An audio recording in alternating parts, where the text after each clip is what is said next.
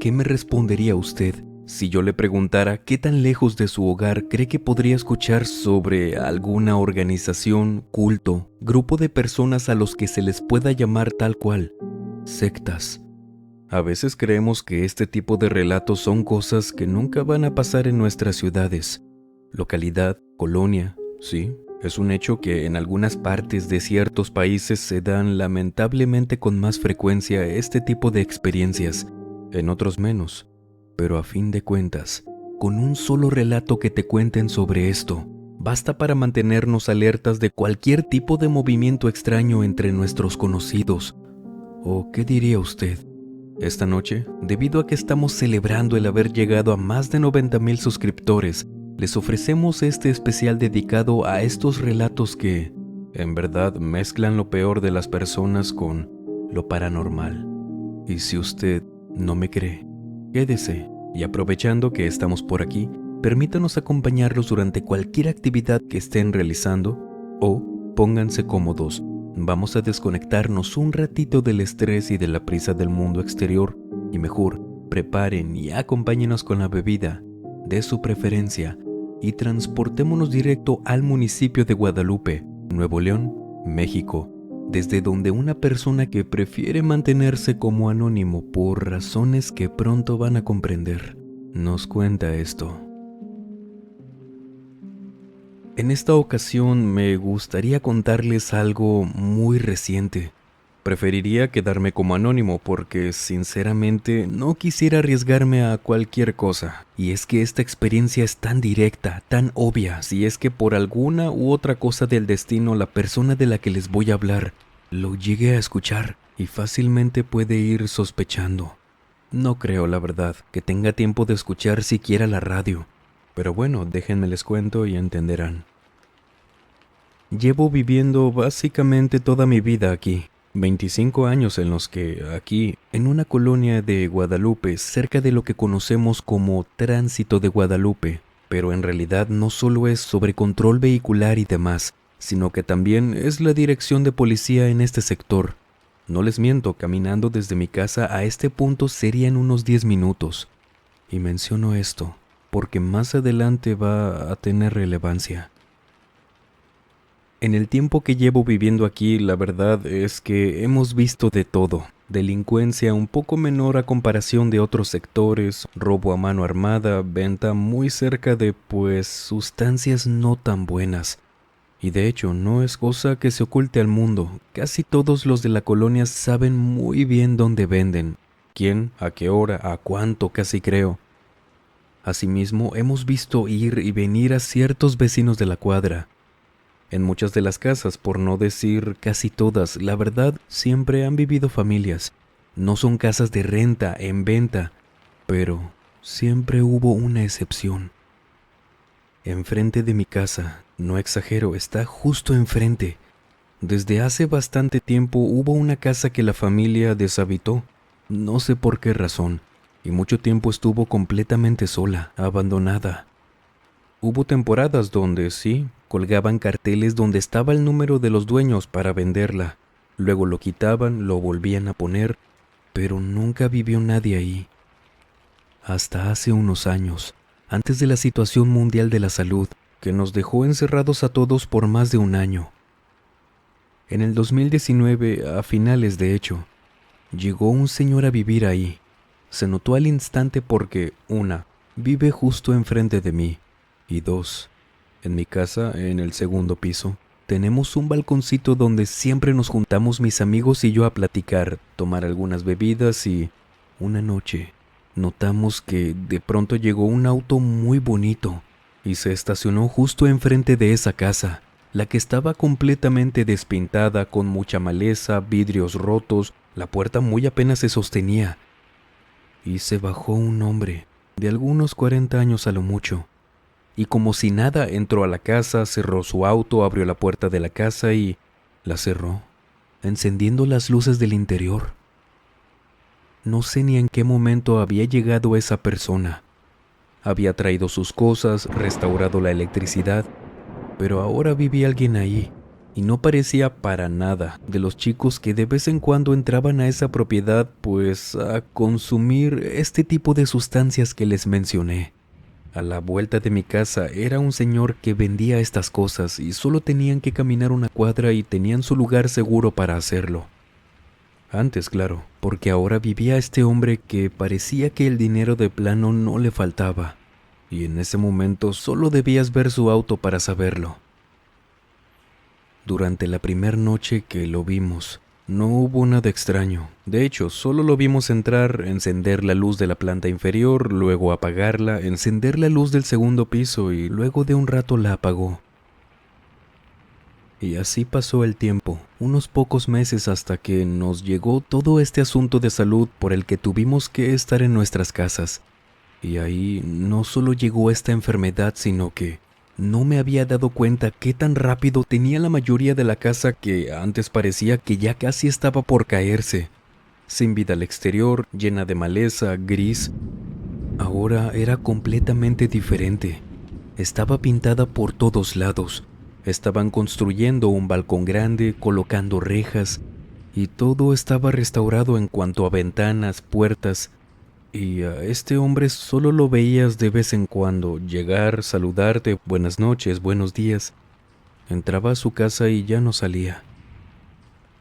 Cuando al parecer su casa terminó de remodelarse, cosa de la que sí estuvimos más que al tanto, al menos yo, porque vivía enfrente y aparte no podía salir a ningún sitio por todo esto.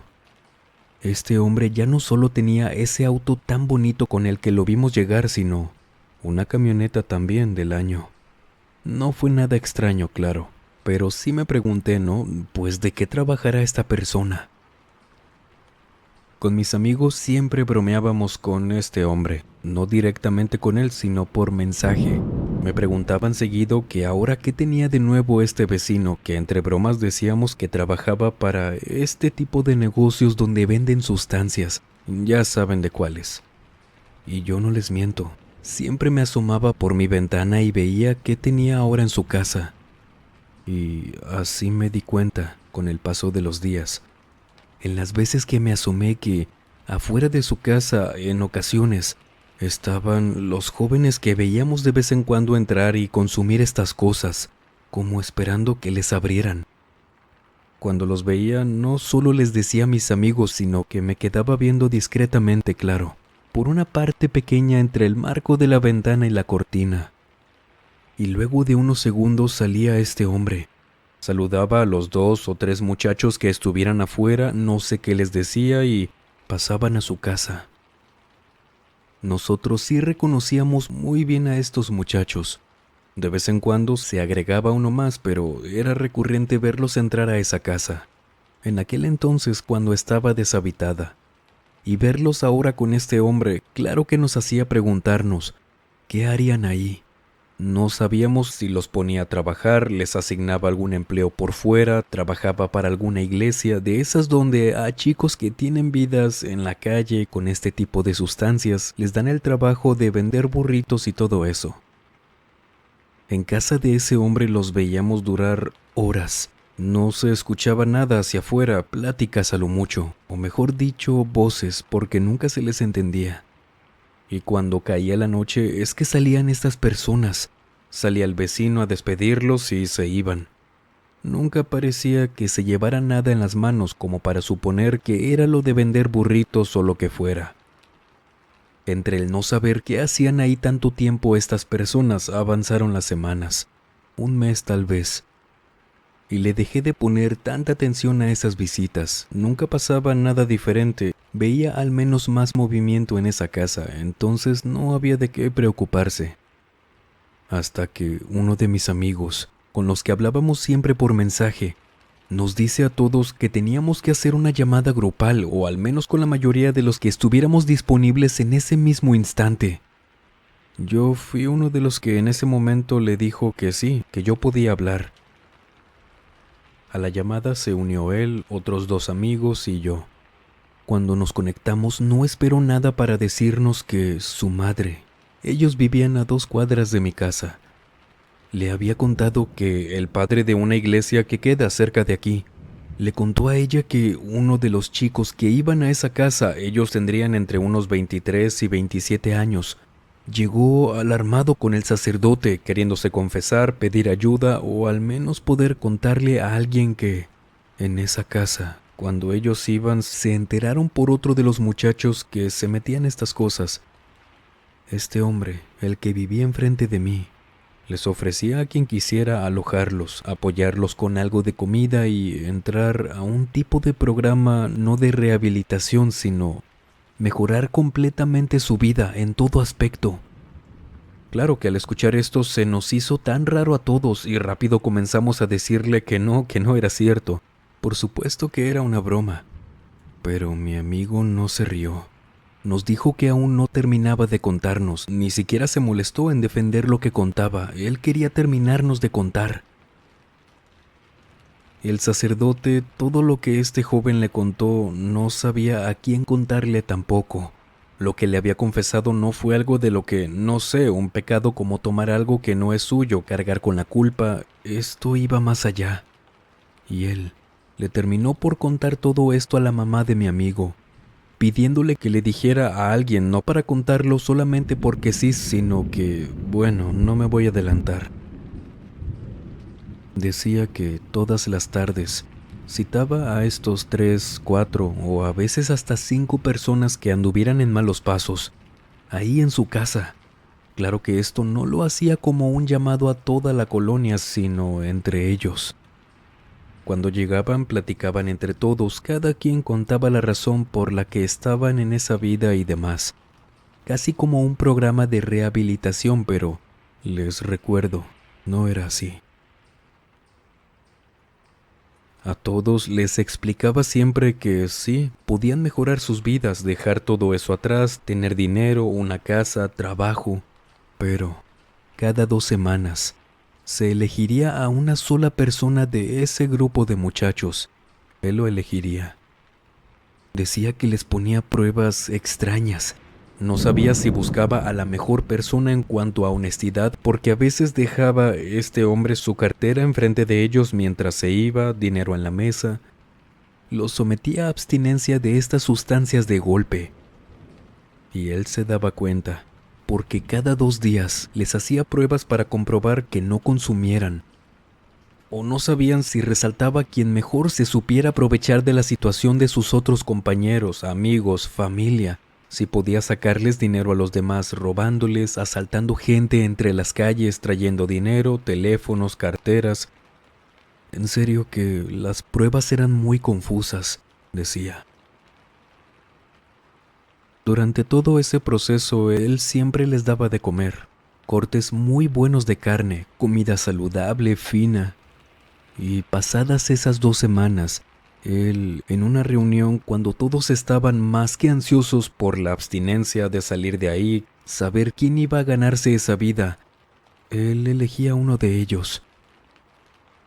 El día que elegía a un ganador, todos los demás estaban ahí, viendo cómo solo una persona que nunca entendieron qué buscaba en el ganador, si fuera honesto, si estuviera limpio de consumir, si fuera más listo, fuerte, o no se sabe, porque en serio, solo les mencioné pocas pruebas de las tantas que les hacía todos los días, que nos habían contado claro. Y si las pruebas eran en la calle, él no los seguía, pero al día siguiente esperaba resultados que se los pudiera mostrar.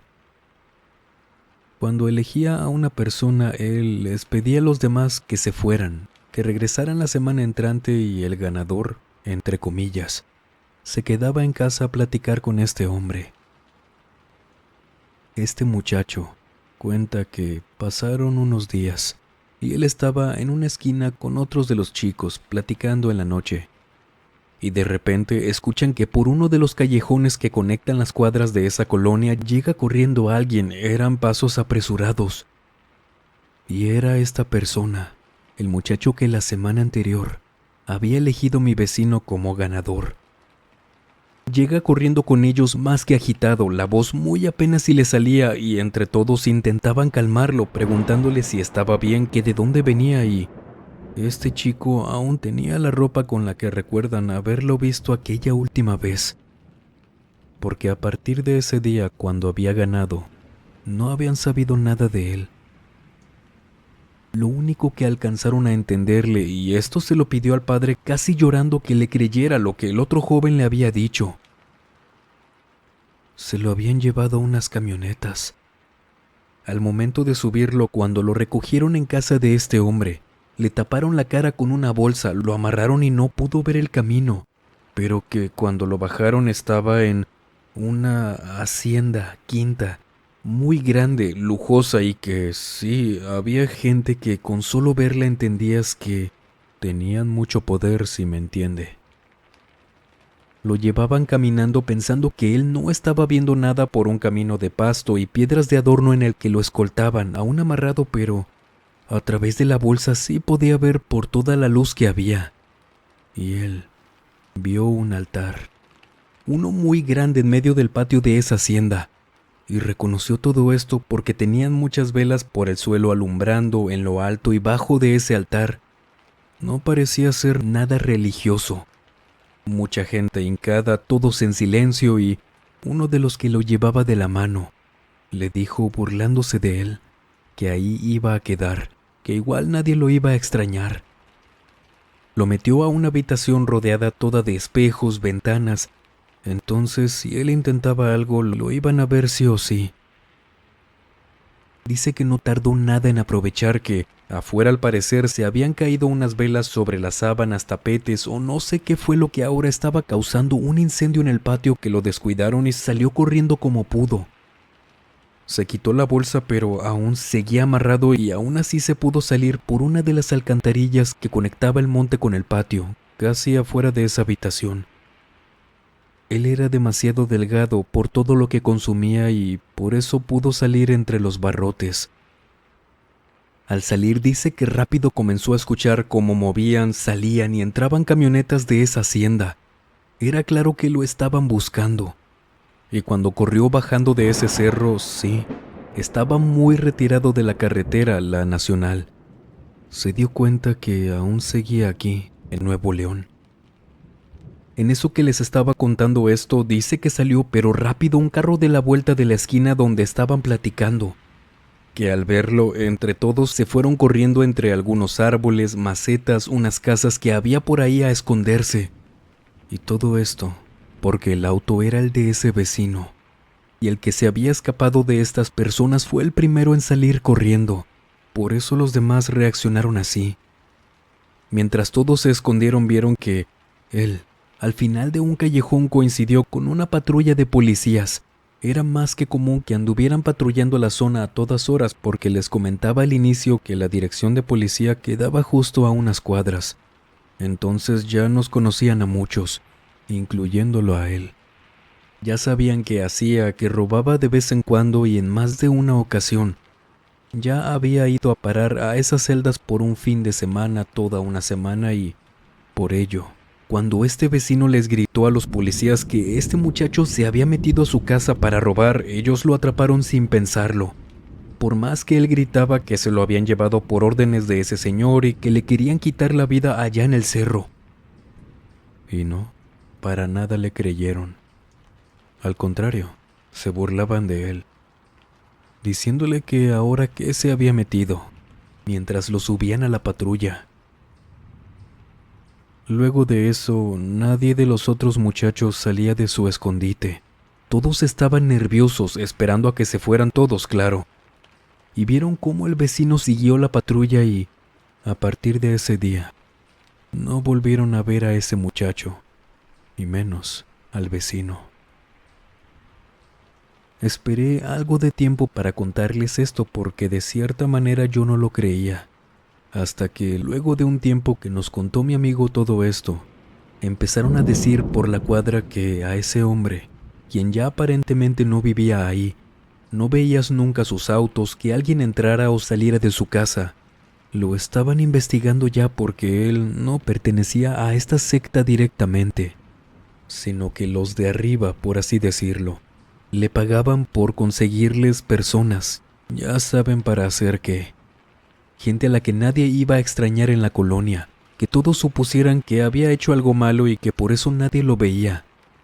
Y no era la primera vez que hacía eso. ni era la primera colonia que visitaba. De verdad que estos relatos nos hacen dudar tanto de a quienes saludamos día tras día, de pensar si realmente alguien te ofrece ayuda muy significativa a cambio de nada. ¿En serio no es por ningún interés? No estamos diciendo con esto que no exista que en verdad le apasione ayudar a los demás. Solo hay que andar con cuidado, por favor. Y sepan que estas experiencias siempre van contadas con mucho respeto. Son cosas que pasan lamentablemente, por creencias que está de más decir que sí, algún demonio, entidad o deidad les favorece ofreciéndoles vidas humanas. Lo que sí pasa, y es 100% real, es lo que estas personas hacen en base a esas creencias. Y eso es lo que asusta más que nada. Ahora, vámonos directo a un estado también al norte de México. No podemos mencionar cuál, se nos ha pedido de favor, así que lo respetamos sin dudarlo, por una persona anónima, quien actualmente se desempeña como servidor público en una institución de salud. Y nos cuenta lo siguiente, para lo cual pedimos discreción. Es un tema que, si bien no seré gráfico al momento de contarlo, la imaginación lo es todo. Y sí, nos lleva a un escenario muy feo. La razón por la que me gustaría no comentar de dónde les escribo, cómo me llamo y demás, es porque en mi estado hay solamente 2 universidades de medicina muy importantes. Las demás son algo, no quiero decir irrelevantes porque no es así, sino que a comparación de lo que acá se conoce y demás, estas 2 son las que más suenan, sobresalen, abarcan en aportes y todo lo que gusten. De esta experiencia tiene unos 5 años que ocurrió, cuando yo estaba en mis últimos semestres de la universidad, en especial con un maestro de una materia que era una de las más pesaditas de llevar en el semestre. Por ello mismo recuerdo que estábamos ya casi a final de semestre, válgame la redundancia, empezando con los proyectos finales y demás, y yo, por otras cuestiones de mi vida, simplemente no iba a poder con esa materia y con otra que estaba muy atorado de verdad. No podía con el tiempo, dinero a veces, poder balancearme en esta materia, otra y otra. Entonces me acerqué con mi maestro. Sabía muy bien por compañeros de generaciones arriba que él te podía ayudar con algunos puntos extras si le ayudabas en su consultorio, en algunos pendientes administrativos, a hacer algunas vueltas por él. Así que cuando hablé con él me dijo que sí, que de hecho justo estaba buscando algún asistente para su consultorio privado. No tal cual dentro del consultorio, pero para agendar citas, inventario, etc. Y le pedí informes, saber qué tenía que hacer, dónde sería, horarios y demás. Y bueno, me los dio. Estos serían los sábados por la tarde y noche, en un consultorio privado en una zona muy bonita, la verdad. Para resumirles algunos detalles, la primera ocasión en la que fui, llegué un sábado por la tarde, él me explicó cómo funcionaba todo por ahí, cómo se manejaban las cosas con las citas. Él estaba autorizado para vender medicamento, entonces habría que hacer inventario muy preciso de eso y más cosas. Ese día recuerdo que él me dijo que solo faltaban 3 días más de servicio y con eso bastaría, algo que a mí se me hizo excelente. Digo, a fin de cuentas habíamos negociado el poder pasar la materia en caso de que me faltaran algunos puntos y por solo 4 sábados a mí me parecía excelente. Así que bueno, el siguiente sábado fue un poco más de lo mismo, agendar citas, recibir pacientes, y ese día, cuando se supone que faltaba 1 hora para terminar mi turno, él me preguntó que si ya no faltaba nadie. Yo le dije que no, que la última cita del día había sido hace unos 20 minutos. Y él me preguntó si podía acompañarlo a dar una vuelta, que no sería más allá del horario que habíamos acordado, y que no había problema, él terminando me podía llevar a mi casa. Yo la verdad accedí sin problema, me dijo que solo debería acompañarlo para llevar un conteo, surtir medicamento a un almacén y listo. Aparte, él era una buena persona. Como maestro siempre había sido estricto, sí, pero muy comprensivo. Tenía en ese entonces 50 y tantos años. Fuimos a un almacén de medicinas como él me había dicho. Me preguntó dónde vivía para ir a dejarme, le di la dirección, lo iba orientando durante el trayecto. Y mientras iba conduciendo, me dijo que si yo quería seguir trabajando con él una vez terminados esos 4 días de asistencia en su consultorio, podía decirle. Él tenía un programa nuevo, igual de medicina, completamente externo a la facultad, pero que aquí sí habría un pago, uno muy bueno, pero que debía seguir rindiendo así en su consultorio en cuanto a confianza. Me acuerdo muy bien que me lo recalcó. Me decía que en serio confiaba en mí. Nunca faltaba ni un centavo, algún medicamento, y esto se me hacía muy precipitado de decir, vaya, llevábamos trabajando juntos tan solo 2 sábados, pero no les miento. Aún así pensaba en aceptar desde ese momento. Así que le dije que lo pensaría, ya que me dijo que el último sábado me detallaría todo. A él le faltaban también esclarecer ciertos puntos, entonces era por eso más que nada. Pasaron esos 2 sábados, de lo mismo que ya les conté. Y el último día, cuando ya estaba por irme, le recordé sobre ese programa que me había contado. Y él recuerdo muy bien de lo que me dijo sentado en su consultorio. Ah, cómo no, claro, pásale, siéntate. Déjame te cuento en lo que, mira, ten, esto es por el trabajo que hiciste. Me dio un sobre, lo abrí y era dinero, mucho. Bueno, considerando lo que había trabajado para él, que únicamente era para los puntos. Le pregunté que qué era eso. ¿Cómo que qué es? Trabajaste, ¿no? Los puntos, así como los acordamos, son extras. Nunca vendas tus conocimientos por puntos solamente. Así que tómalo. Sé que no lo habíamos acordado, pero mira, no solo terminaste prestando tus servicios, de verdad me ayudaste mucho, con los medicamentos sobre todo. Y mira, el otro proyecto que estoy por empezar es con otros empresarios muy ajenos a la facultad. Entonces hay varios puntos con los que tienes que comprometerte muy seriamente. Y una vez que te los diga, son tu responsabilidad también. Es que este pago no es nada lo que nos vamos a llevar por ofrecer nuestros servicios como médicos a estos empresarios. Pero no podemos decir nada. La facultad es muy envidiosa con sus maestros médicos, que no van a tolerar que estemos trabajando por otro lado, que en serio nos pueden venir importando poco todas las prestaciones que nos da la universidad. Con eso te lo digo. Solo quiero que lo pienses, no te puedo adelantar nada aún, porque una vez que lo sepas, no hay marcha atrás. Comenzamos a ganar dinero, pero debemos guardar este secreto, por la universidad principalmente. En ese momento yo venía de otro estado, de foráneo a estudiar aquí, y la verdad lo que me había pagado este maestro por haber trabajado con él esos 4 días en serio, era mucho. Hasta cierto punto se me hizo injusto, pero no me dejó rechazar el pago. No tenía sentido que me pagara tanto por haber hecho solo eso, y más cuando ya me había dado mi pago principal, que eran los puntos. Y desde esa noche yo le dije que sí, que entraba. Le pregunté antes que si no había problema. Vaya, si con guardármelo de la facultad sería suficiente. Y me dijo que sí, pero que tampoco le dijera a mis compañeros, porque claro que iban a querer este trabajo también. Se iban a estar peleando por ese puesto, lo iban a saber todos, y así es como se esparce todo y se nos podía caer ese contrato. A mí me hizo todo el sentido del mundo, así que acepté que me dijera de qué trataba y él me dijo que la próxima semana nos veríamos ahí, en su consultorio, igual en sábado, y me explicaría mejor, con datos precisos, vaya. Me despedí de él esa noche y sinceramente, sí me quedé más que emocionado por ese trabajo.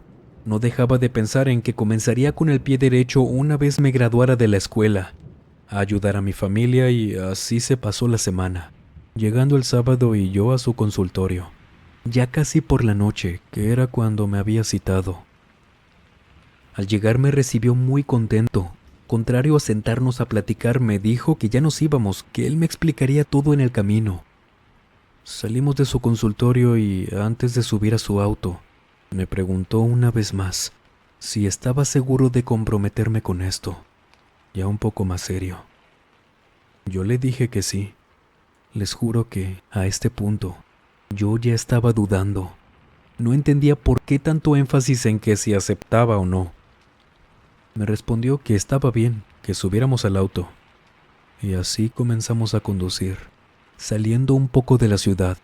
Habrán sido unos 40 minutos conduciendo, en silencio la mayor parte del trayecto. Yo tenía muchas preguntas, pero ahora no me atrevía a hacerlas. Tampoco sabíamos a dónde íbamos y él no me había dicho nada. De un momento a otro no me di cuenta sinceramente, cuando ya estábamos entrando en un tipo de calles grandes, apartadas de la ciudad, donde habían puras bodegas. Giramos en una donde afuera habían muchas camionetas negras, grandes, lujosas, pero afuera no había absolutamente nadie. Nos estacionamos y antes de bajar del auto, me dijo que a todo lo que me preguntaran debía acceder y responder que sí. Yo, claro que esto ya se había comenzado a poner más que extraño. No cualquier tipo de trabajo te dirían este tipo de cosas, aunque fuera un proyecto o trabajo más que informal. A partir de aquí les juro que todo lo que vi, lo que escuché y, en general, toda esa noche escaló para mal tan rápido que en ese momento no pude procesar a tiempo todo lo que estaba pasando. Entramos a una de las bodegas donde había mucha gente reunida. Señoras, señores, pura gente adulta, lo que parecían ser meseros. No había nadie que no aparentara tener menos de 40 años. Vestían formales, elegantes, tomaban lo que creo que era vino en copas y luego llegamos en concreto con un señor. Entre tanta gente, lo vacío pero a la vez tan llena que se veía esa bodega, sin muchos adornos en las paredes más que algunos tipos de estandartes con símbolos extraños, tapetes color negro, rojo. Y cuando llegamos con este señor, el maestro lo saludó estrechando su mano. Luego me presentó diciéndole mi nombre y que venía de tal facultad, la cual no voy a mencionar yo, pero el maestro sí lo dijo. Este hombre me acuerdo que me estrechó la mano y me dijo que esperaba que pudiera estar con ellos por mucho tiempo y que encontrara siempre lo mejor. Yo solo supongo que sí le sonreí, pero no dejaba de pensar a qué se refería con eso de encontrar siempre lo mejor. Supongo que vio mi expresión y cambió la plática ahora hacia el maestro, y le pidió que le mostrara lo que le había llevado. Mi maestro me pidió que lo acompañara al auto, y de hecho yo pensé que este hombre iba a venir con nosotros, pero no. Solo llegamos él y yo al auto y creo que también notó mi semblante porque, estando en la cajuela de su auto, me pidió que me tranquilizara, que no pasaba nada, que solo dejábamos el encargo, que sería con lo que estaríamos trabajando y nos iríamos, que no era obligatorio pasar toda la noche ahí. Yo seguía sin entender. ¿Cuál encargo? ¿De qué era el evento? ¿Qué tenía que ver esto con la medicina? Pensé rápido que tal vez estábamos haciendo algo malo, surtiendo medicinas que no eran para curar enfermedades, vaya, sino que eran para el tipo de consumo que está prohibido. Y al abrir la cajuela, perdónenme si no les estoy explicando nada, es que a mí tampoco me dijeron qué estábamos haciendo ahí. Supe qué estaba pasando, más que nada por todas las cosas que veía. Y es que dentro de la cajuela del maestro habían puros recipientes dentro de una hielera. Ahí fue cuando aún más cambiaron las cosas esa noche, pues luego de abrir la hielera, tomar uno de los recipientes más conocidos como toppers, estos recipientes de plástico con tapa que sirven para conservar o guardar la comida. Y luego de decirme que esto es a lo que veníamos, vi que en el primero que sacó, no les voy a mentir para nada, había un par de manos. Supongo que mi cerebro, mi primera reacción o lo que fuera, había sido pensar que era una broma. Luego pensé en que era, no sé, algún tipo de pasta que me hacía ver esa forma. Pero el siguiente recipiente que sacó tenía lo que parecían ser dedos de una persona adulta. Luego empezó a mover otros más grandes, a sacarlos, yo los veía, cada uno eran partes distintas de una persona. Y yo, claro, evitaba verlos a toda costa. Me comencé a sentir mal, no por el impacto de ver un cuerpo humano, porque ya había hecho muchas prácticas por mi carrera, claro, pero otra cosa es verlas de esa forma. Saber que estás haciendo algo malo y ni siquiera tuve que suponerlo porque mi maestro me dijo más serio aún que él me había elegido por mis calificaciones y desempeño en las prácticas en la morgue, y que de ahora en adelante no había marcha atrás, que por favor no me asustara. Nosotros solo íbamos a hacer esto, nos íbamos y nos iban a pagar un buen dinero que él estaba muy seguro que yo nunca había visto ni tenido. Y luego me dijo cuánto me tocaba. En efecto, era el dinero que nunca voy a entender por qué se mueve tanto. ¿Tanto lo vale el trabajo si se podría decir que estábamos haciendo? Les juro que yo no podía decir nada de la impresión. Quería llorar, me sentía completamente un criminal, que todo iba a salir mal y él me dijo que ya sabía muy bien cómo me llamaba, dónde vivía, qué materias tenía, horarios, mi situación económica, todos y cada uno de mis datos, incluso los de mi familia. Me dijo el nombre de mis padres, mis hermanos, la cuadra exacta donde, de hecho, ellos vivían en aquel entonces, que no me atreviera a decir nada, y que si decidía salirme de esto, estas personas se iban a enterar, y no solo le iba a ir muy mal a él, sino a mi familia y a mí también. Seguía sin poder decir nada, de igual manera, ¿qué iba a decir que sirviera en ese momento? ¿Que estaba bien? ¿Que no había problema? Claro que no. Entonces él me comenzó a decir que mi único trabajo iba a ser llevarle cuerpos de ahí, de los congeladores de la morgue, que nadie reclamara. Y que sí, también iba a ser mi trabajo averiguar cómo diablos le iba a hacer para sacarlos de ahí, y que esto era sin falta cada 2 semanas. Y no me podía retractar ya, porque me repitió eso mismo, que sabía todo de mí, dónde vivía, mi familia, y todo el mundo se me estaba cayendo. Me dijo que lo esperara ahí, que él entregaría todo, y yo, perdónenme si tal vez se desesperan de escuchar que no hice o dije nada, pero es que, ¿qué podía hacer? ¿Qué se supone que dijera o hiciera? Después de unos minutos mi maestro regresó. Me pidió que subiéramos a la camioneta y ahí me entregó mi paga, diciéndome que con esto debería bastar para que entendiera por qué hacíamos esto. Con ese dinero, a resumidas cuentas, una vez que me dejó en mi casa, la semana siguiente, una vez terminado el semestre, me fui a casa de mis padres fuera del estado. Nunca fui creyente, en serio, jamás, a pesar de que mi familia siempre me crió como católico. Pero en esos días que estuve allá, sin saber qué hacer, a dónde correr, con quién ir, porque en ese día que salimos de las bodegas, unas patrullas de policías saludaron a mi maestro. Entonces no podía ir a la policía. Y no sabía qué hacer tampoco, ya que no iba a regresar a la escuela como si nada, ir a la morgue del hospital donde hacía mis guardias, mis prácticas, y cumplir con eso. No era posible, no era opción para mí. En eso una amiga me llama y me dice que al maestro que nos daba precisamente esa materia lo habían arrestado. Lo estaban investigando así tal cual, aunque suene tan fuerte la coincidencia, casualidad, al menos yo lo consideré como un milagro y creo que eso era. En lo que veía la noticia que me enviaron, que ni tan oficial, era más algo que se decía entre los alumnos, capturas de pantallas de conversaciones en grupos de la facultad. Les conté todo a mis papás.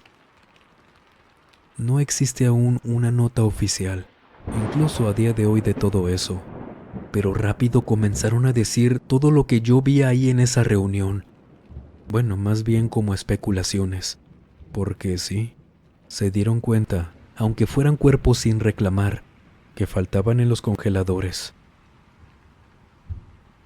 Según decían que nunca dijo a dónde llevaban esos cuerpos, las partes más bien, qué les hacían, porque los encontraron en esos recipientes, y me imagino que si a mí el maestro me tenía muy bien ubicado, a él aún más, a su familia.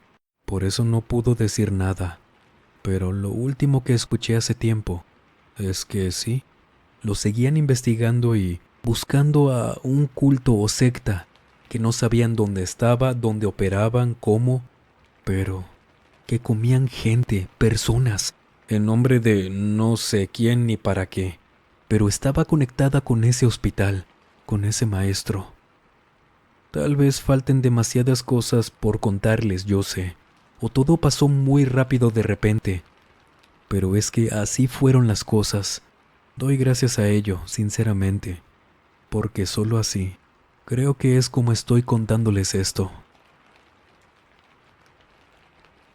A veces con este tipo de eventos que llevan años, décadas incluso llevándose a cabo, de un segundo para otro se les cae absolutamente todo una vez se descubren que si bien nos cuenta la persona que nos compartió este relato, no se descubrió aún quiénes eran. Lo cierto es que, al menos, se sabe que este tipo de cosas pasan todavía. Nos vamos ahora con el siguiente relato de esta noche. Iván Marcos Arellano, desde una provincia al norte de Argentina, nos cuenta esto.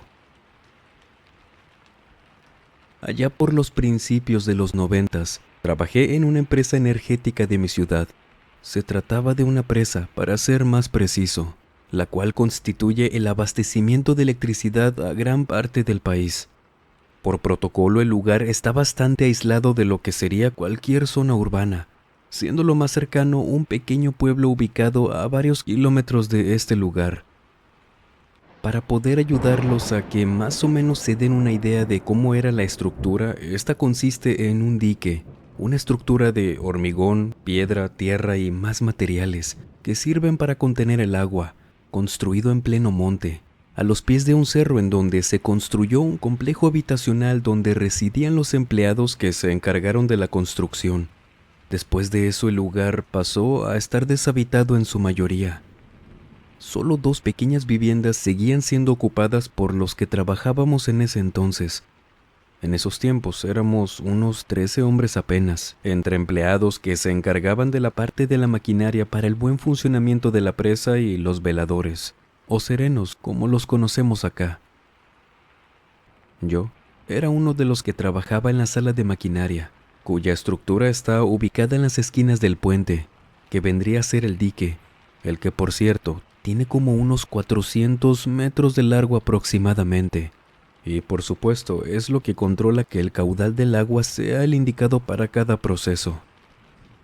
Cuando yo me instalé en la empresa ya había escuchado de muchos rumores sobre sucesos extraños, paranormales, que ocurrían en toda esa zona, y teniendo en cuenta que todo alrededor es puro monte, no era de esperarse otra cosa.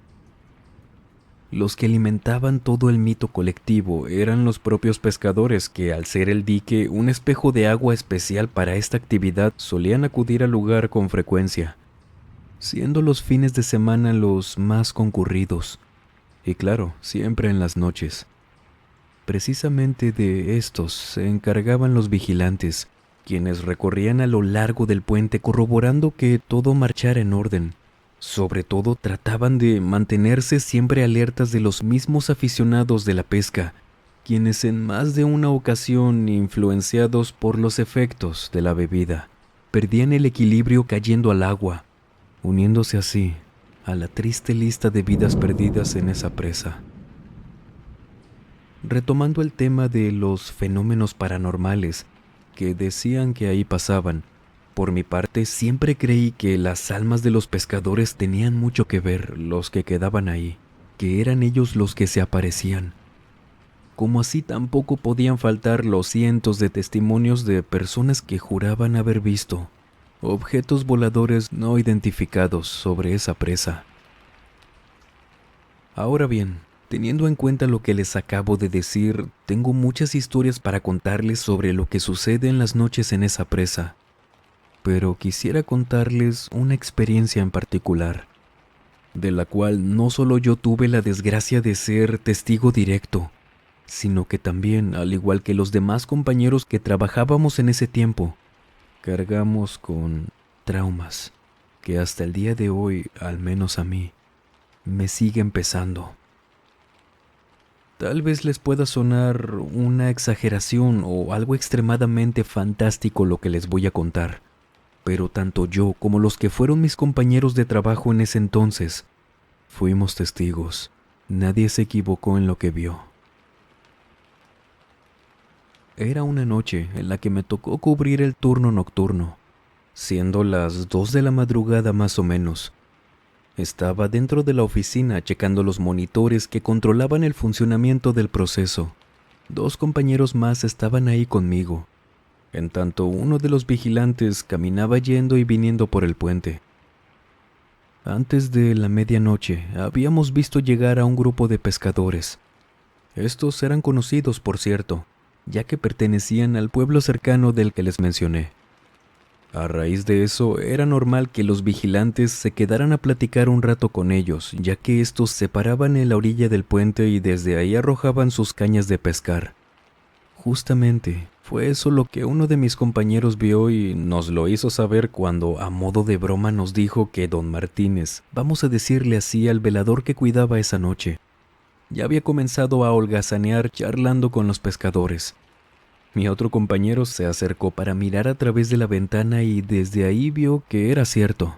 Y mientras ellos dos se reían por todo eso, yo preferí seguir concentrado en lo mío. El ambiente relajado de risas y bromas cambió a un silencio total cuando, luego de unos minutos, escuchamos a este mismo compañero decir que había algo extraño afuera. Eso me llamó la atención de inmediato, pues como les dije, siempre ocurrían cosas inexplicables en esa zona. Volteé rápidamente a mirar a mi colega y noté que él se veía confundido y con miedo. Me levanté de mi silla y me acerqué a la ventana desde donde él estaba observando.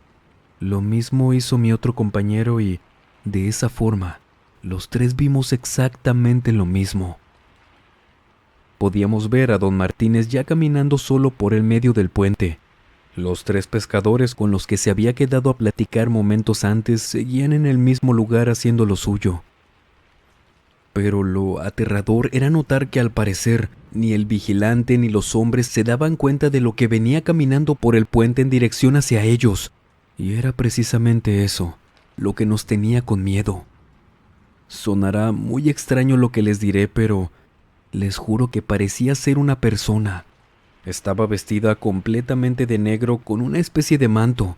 Bueno, para que se puedan dar una mejor idea, parecía como un monje encapuchado con su túnica. Debe ser un pescador con un impermeable para cubrirse la lluvia, dijo un compañero. Pero qué lluvia, ni siquiera está nublado. Mira el cielo, hombre, está todo lleno de estrellas. Tampoco hace frío como para pensar que lo está usando de abrigo, dijo mi otro compañero. Conforme los 3 manteníamos nuestras miradas atentas en esa persona, continuábamos notando que, al parecer, nadie más se daba cuenta de ello. Y lo más impresionante era el caso de don Martínez, quien iba caminando en la misma dirección, y por la distancia que lo separaba era imposible que no lo viera. Cabe aclarar que a lo largo del puente habían faroles que lo iluminaban y eso era lo más ilógico del asunto, pues cómo era posible que nosotros lo viéramos y él no. El hecho es que cuando esa cosa estuvo más cerca y pudimos verlo con más detalles, recién ahí notamos que esto no era normal. No podíamos verle el rostro, ya que iba con la cabeza baja, pero lo que sí podíamos ver con exactitud, les repito, los 3, era que esa persona no caminaba, sino que iba flotando. Uno de los muchachos me pidió que llamara rápidamente a don Martínez para avisarle. Teníamos radios para eso, así que tomé uno y comencé a hablarle a través de este. Nos empezamos a desesperar, sentir aún más miedo cuando luego de que el velador respondiera a la comunicación y le dijera que había algo extraño caminando hacia él, este comenzó a reírse diciendo que no lo iba a asustar, que me dejara de bromas porque ya se sabía todas, confirmándome así que él no lo podía ver. Nos costó mucho poder reaccionar, no lo niego, el miedo nos había paralizado. Pero el saber que eso estaba cerca de don Martínez nos animó a que los 3 saliéramos de la sala y corriéramos hacia él. Pero lamentablemente fue muy tarde, pues apenas comenzamos a recorrer el puente alertándolo con gritos, moviendo los brazos, vimos cómo don Martínez se dejó caer sobre el puente. De pronto ya no había nada. La silueta de esa cosa había desaparecido. Los pescadores, quienes al escucharnos gritar al vigilante, voltearon para también verlo caer. Soltaron sus cañas y corrieron hacia él para ver qué le había pasado. Cuando nosotros llegamos, los 3 hombres estaban parados al lado del velador, viéndolo sin hacer nada. Tenían sus caras pálidas. Al mirar el cuerpo comprendimos el porqué. Aquel vigilante, que por tantos años había trabajado en ese dique, ahora yacía tendido sobre el suelo, con sus ojos abiertos y una cara que nunca se me pudo olvidar. Era una expresión de susto, de horror, pero ya no parecía estar vivo. El procedimiento posterior fue todo un dilema para nosotros. Primeramente, debíamos darle una explicación a las autoridades sobre el fallecimiento y, por otro lado, tuvimos que esperar a que la ambulancia llegara a retirar el cuerpo después de 1 hora, que es lo que tardaba en llegar desde la ciudad. Los 3 pescadores fueron solidarios con nosotros, pues no solo dieron testimonio de que don Martínez simplemente cayó desplomado, sino que también se pusieron a nuestra disposición y nos acompañaron. Eso sí, desde aquella noche no regresaron más, hasta que pasaron varios años, según supe. Los médicos dijeron que había fallecido de un infarto, pero nosotros sabíamos el porqué. Uno de mis colegas decía que había sido la misma muerte que esa noche vino por él, generando así un pavor entre todos que nos afectó de lleno a los que trabajábamos ahí. Sin embargo, fue 1 semana después cuando podría decirles que nos pasó lo peor. A partir de lo ocurrido con el velador, las autoridades prohibieron a los pescadores ir a la zona, pero como era de esperarse, estos no cumplieron las normas e iban de todas formas, solo que se iban para otro lado donde no fueran vistos, y como nosotros no contábamos con suficientes operarios, no podíamos salir para vigilar y echarlos. Pero a causa de eso, el puente permanecía vacío todo el tiempo. Solo el encargado de cuidar era el que caminaba por ahí. Esa noche era más o menos la misma hora de la vez anterior, cuando uno de mis compañeros nos comenzó a dar alerta. Era la misma cosa que habíamos visto. Una persona parecida a un monje se deslizaba en dirección hacia donde nos encontrábamos nosotros. Todos los empleados ya estábamos al tanto de lo que había pasado. Fue por eso que cuando llamamos al cuidador por la radio diciéndole que saliera del puente de inmediato, este no dudó en comenzar a correr hacia la sala de maquinaria. Gracias a Dios no le pasó nada, pero al igual que nosotros, él miró a través de la ventana todo lo que estaba pasando. Afuera de los edificios, no era una sola persona la que estaba caminando, desplazándose más bien. Eran varias, una atrás de otra y otra y otra, como en filas. Pero no sé en qué momento, habrá sido en un parpadeo, en algo que nos giramos para no ver por el miedo, para que ellos no nos vieran en las ventanas, pero ya no estaban, no había nadie. Obviamente, íbamos a empezar a especular qué había pasado, sin salir de ahí. Algunos de los muchachos decían que eran brujas o brujos haciendo sus porquerías, en tanto otros culpaban a demonios que venían a cobrar alguna deuda pendiente, pues ya saben lo que dicen, la leyenda o mito, que dice que en las grandes obras siempre hay un pacto con el diablo de por medio.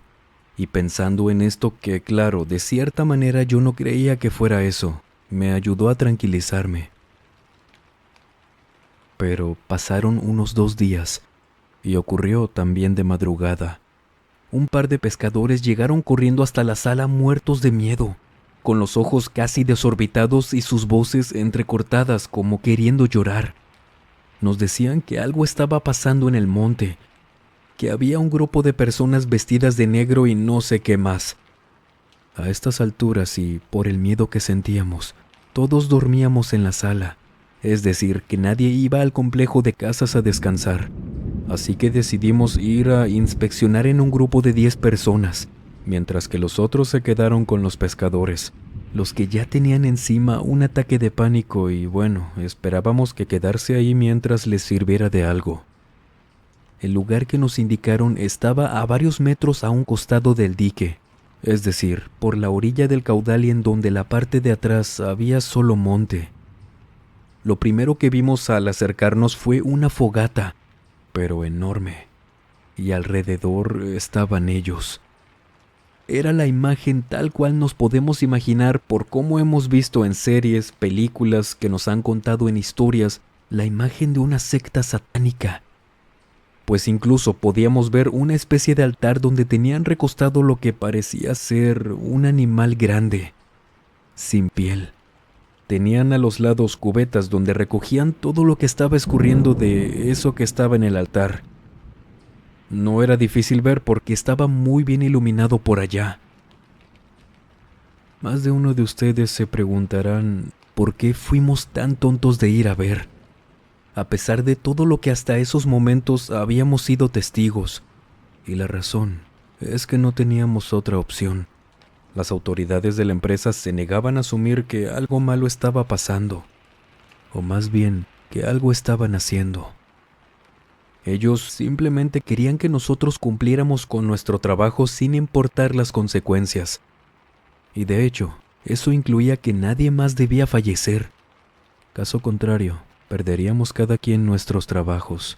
Ya nos habían condicionado. Pero ya ven, de nada sirvió, porque nadie de los que estábamos ahí esa noche pudo con eso, y terminamos dejando ese trabajo luego de esa noche. Toda esa escena duró unos pocos minutos más desde que nosotros habíamos llegado. Luego las personas vestidas como monjes se comenzaron a ir rápido, siendo la fogata lo último que vimos. Pero antes de que ésta se apagara, entre las llamas saliendo desde lo oscuro del monte, vimos cómo algo estaba saliendo, válgame la redundancia. Solo pudimos ver una parte de su torso, brazos, manos y su cabeza. No sabría decirles si era una persona con facciones comunes porque este hombre parecía no tener nada de cabello. Su piel era como si estuviera completamente quemado. Y su rostro, claro que por la distancia no pudimos verlo bien, pero fue precisamente eso, lo extraño. Porque desde donde estábamos pudimos verle los ojos, unos negros completamente, y sí, por eso tenían que ser enormes. A esta persona o cosa la pudimos ver apenas unos segundos, en los que vimos cómo arrastró al animal del altar hacia lo oscuro del monte, donde ya no iluminaba la fogata y ahí se apagó. Yo creí que ahí era cuando íbamos a salir todos corriendo, pero nadie se movió. Nos quedamos escondidos. Y si no fuera por los pescadores que llegaron luego de unos momentos, no sé cuánto tiempo nos hubiéramos quedado ahí, congelados del miedo. Pero, aun y cuando ya habíamos llegado a la sala de maquinaria, creo que nadie de nosotros podía volver a la realidad. No era nada normal lo que habíamos visto. 3 de las personas que estaban con nosotros y que vimos a lo que fuera, perdieron la cordura. No quedaron bien mentalmente. No sé bien a detalle lo que les pasó, pero es lo que nos dijeron. Otro de ellos, a solo unos días de que vivimos eso, desarrolló diabetes, causada por el susto, dicen, y falleció de eso tiempo después. De otros compañeros de plano no volvimos a saber nada, y los demás pues tratamos de sobrellevar todo eso. Los que se quedaron a seguir trabajando ahí fueron precisamente los que se habían quedado en la sala de maquinaria, los que no vieron lo mismo que nosotros. No sé cómo terminaron, como les digo, yo no volví más a esa presa, pero por lo que se cuenta, es que ya no volvió a pasar nada más. Esta experiencia, la que usted acaba de escuchar, la cual fue redactada por Lazarus Cripta, fue una experiencia real, allá por Argentina, que nos hace preguntarnos qué hubiéramos hecho nosotros si nos tocara ver eso. Escríbanos, por favor, ¿cómo cree usted que hubiera reaccionado? en lo que puede darse la vuelta por la página de Lazarus Crypta. Le dejaré el enlace aquí en el primer comentario, ya que publica muy constantemente relatos como este, que de verdad valen la pena conocer por completo. Damas y caballeros, gracias a todo el apoyo y cariño que le han dado a este espacio es como hace unos días llegamos, entre todos por supuesto, a más de 90,000 suscriptores. Por ello mismo es como dedicamos este especial a este logro, que sin duda alguna nos deja ver la dedicación con la que se ha estado haciendo crecer este canal, ustedes enviándonos sus experiencias, compartiéndolas, suscribiéndose a este espacio, con sus comentarios, retroalimentación, a través de sus donaciones, manteniendo el increíble respeto de cada uno de ustedes que desde hace tiempo caracteriza a este canal. Gracias por ello, siendo miembros del canal y apoyándonos mensualmente y apoyando este espacio de todas formas posibles. Gracias, de todo corazón, por no solo escuchar, sino por vivir cada uno de los relatos que aquí nos han compartido y que su servidor ha tenido el honor de narrar para cada uno de ustedes. Muchas gracias también por seguirnos recomendando con sus seres queridos y por crear memorias en esos momentos que escuchan los relatos juntos, a solas, en la noche, en la seguridad del día. Como ustedes elijan acompañarnos, siempre voy a estar más que agradecido. Y sin más por agregar, les mando un muy fuerte abrazo. Nos vemos en el próximo video. Buenas noches.